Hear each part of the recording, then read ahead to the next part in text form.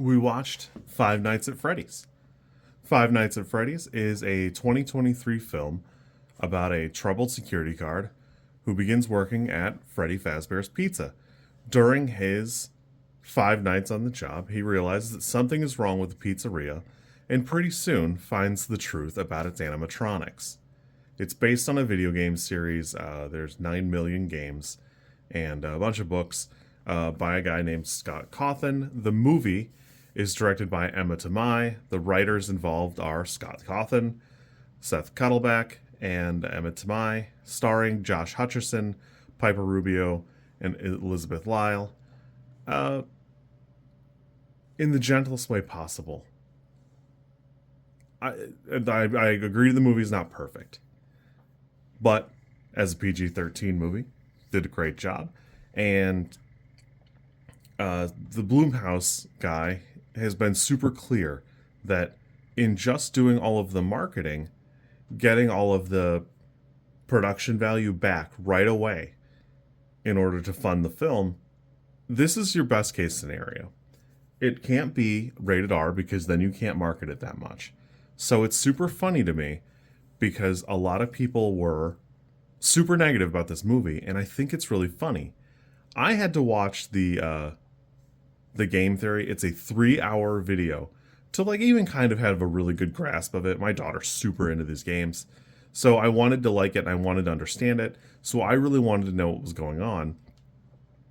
So for me, hold on.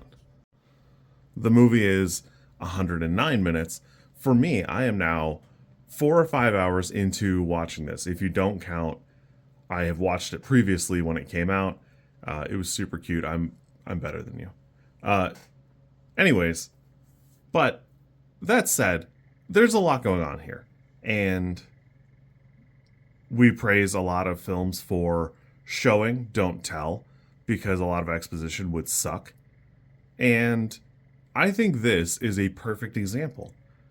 It would take 3 hours to include even a fraction of what's going on, and even then, it's going to be a while to get even remotely close. So I think this does a fantastic job in just trying to portray what seems like the vibe of the games without it just being, what's his name? Josh Hutcherson sitting at a desk staring at some monitors and having something interesting going on.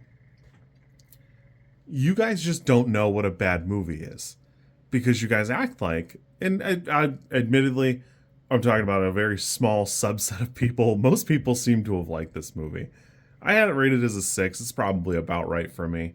But as far as video game movies go, this is like a huge renaissance because you don't understand how lucky you are to have a director who cares and likes it, the screenplay to be by the person who created the franchise, in a studio who actually wants it to be something actual fans want it to be.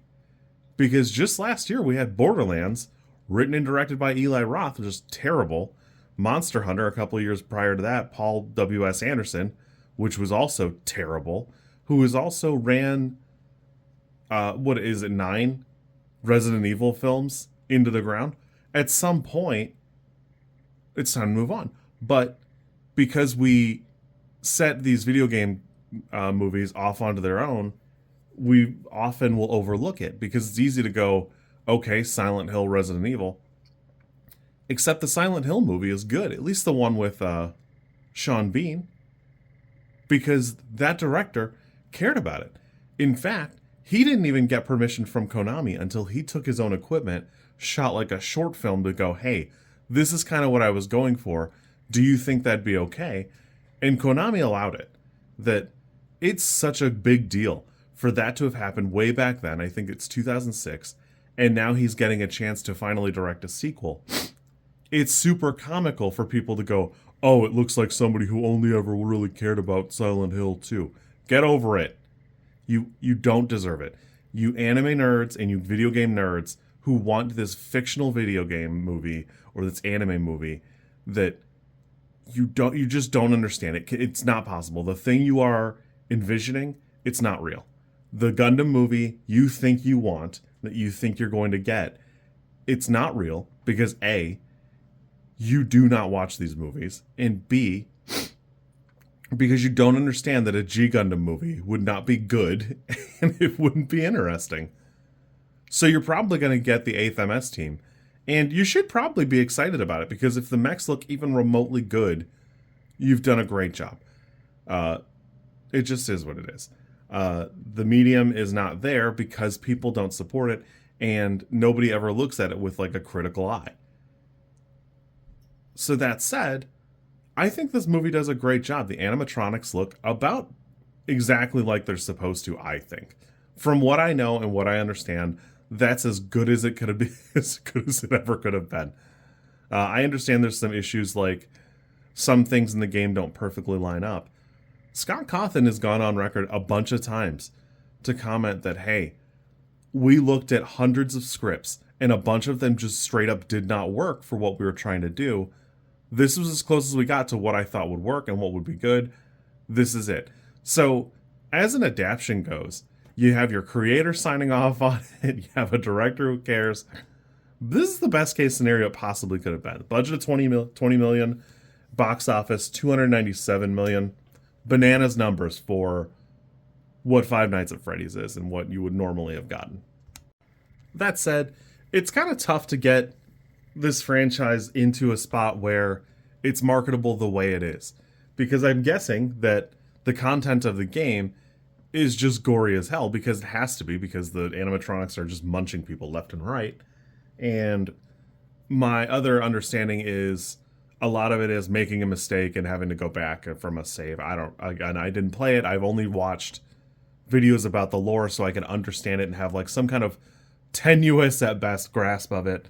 So from that perspective, I think this is best case scenario. The best part is the mooks who try to break in and get summarily turned into mulch or stuffed into the spring traps. I have a great time with this. I think it's shot super well.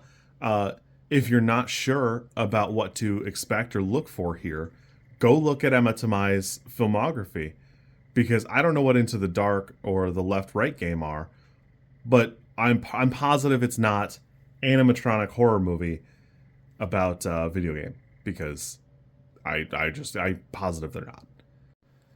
I'm going to stick it out at a 6. I think that's the right fit for me. I could see an 8, but I just don't think it's quite there. It is a jump scare game, and there's really not a ton of the jump scares. As adaptions, this is a 10. I don't know what else you could do to be better, short of being an R-rated movie, and again, we've talked about, it would not be, you couldn't produce it. You just wouldn't have budget, and it wouldn't ever hit screens because of that. Emma Tammi has come out and said, there isn't a director's cut where it's gorier the way Megan had an R-rated or a X-rated cut. And I think that's the right choice, because I just don't think it's necessary, and I think it does a great job. Atmosphere-wise, I think it does a pretty good job, and a lot of the practical effects really stick it out. The Jim Henson Company graciously did a lot of those effects, from Foxy to the other animatronics. I think everything here looks great. I don't think there's a better version of what we got here. And I'm never going to be you should just consume things because it is what you have. I think you can appreciate them and not be a child. And I'll grant you that it's my time brain rotting away on Twitter that has shown me like the dredges of people who whine about these movies. But honestly, I think this is the sweet spot, is getting something that you can objectively say is a 6 or a 5 out of 10 and not feel like you're getting shortchanged, because we just saw what a 2 out of 10 looks like. And having Eli Roth make that Borderlands movie last year means if you were ever going to get a Borderlands movie that was good, you are now 4 years from it. At a minimum, it's going to be 4 years before anybody even wants or tries to do it, because it's such a horrible product. I haven't watched it yet, but I've seen the clips and I've read about it enough to know that it didn't work out. I don't know, I've never seen anybody comment on it, but I actually think the YouTubers do a pretty good job here, because those scenes are necessary. You have to have those scenes. And I think they're cute, like little Easter eggs. As people who help to really popularize the games and make them stand above and get like a lot of traction there. I think that they're a great addition. I really don't have any complaints there. I don't recognize them, so because I don't want you to. So I don't have any like connection to it. But as like a little, hey, look at that. That's kind of cool for me. Anyways, there's going to be 3 of these movies. So tomorrow I will have checked out the second one, and personally I think it'll be good. I think it'll be something really interesting. Hopefully it's good. If it's not, you know, that sucks. But if it's at least a 6, I'll have had fun and really enjoyed it. If it's less, then, you know, I don't know, we'll take a look. But overall, I'm having fun. You kids be good. I will catch you later. If you like this content, I'm supposed to ask you to like, comment, and subscribe. I think I think like is here, and comment is probably down there, and subscribe over there somewhere too, I think. I don't know how many times this like snippet is gonna make it into a video.